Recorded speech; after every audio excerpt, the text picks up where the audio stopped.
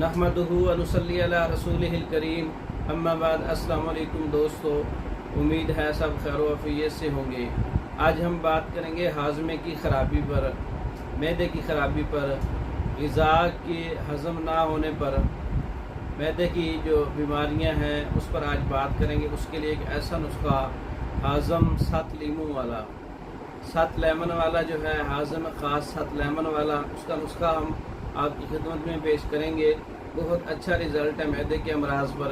इस पर अजवाइन देसी 20 तोला है, सौंफ 20 तोला है, नमक स्याह 4 तोला है, ज़ीरा सफ़ेद 10 तोला है, सूंड 10 तोला है, खुलंजा 10 तोला है, कबाबा 10 तोला है, सना मक्की 10 तोला है, पोस्त हरीला ज़र 10 तोला है, सोडा बाइकार 5 तोला है, 7 पुदीना 1 तोला है, 7 लेमन जिसे बोलते हैं लेमन का 7 वो 2.5 तोला है। तमाम चीज़ों को अच्छी तरह से पाउडर करके इसके अंदर 7 शामिल करके सफ़ूफ तैयार कर लें।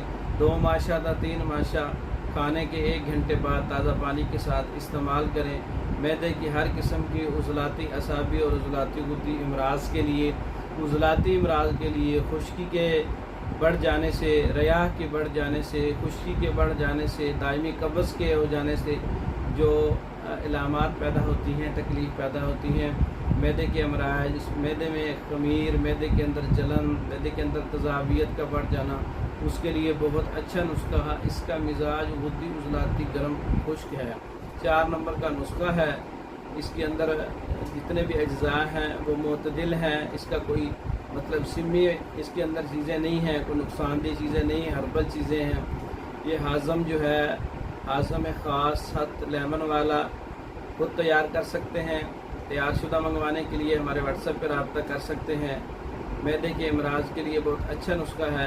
इसके अलावा फार्माकोपिया के मुताबिक जितने भी हाज़म हैं या जितने भी कब्ज़ के नुस्खे हैं या जितने भी मैदे के नुस्खे हैं, तैयार शुदा अच्छी पैकिंग में मंगवाने के लिए हमारे व्हाट्सएप पर रब्ता कर सकते हैं। हमारी वीडियो को लाइक करें, शेयर करें, हमारे चैनल को सब्सक्राइब करें। दूसरी वीडियो तक के लिए इजाज़त दें। अस्सलाम वालेकुम।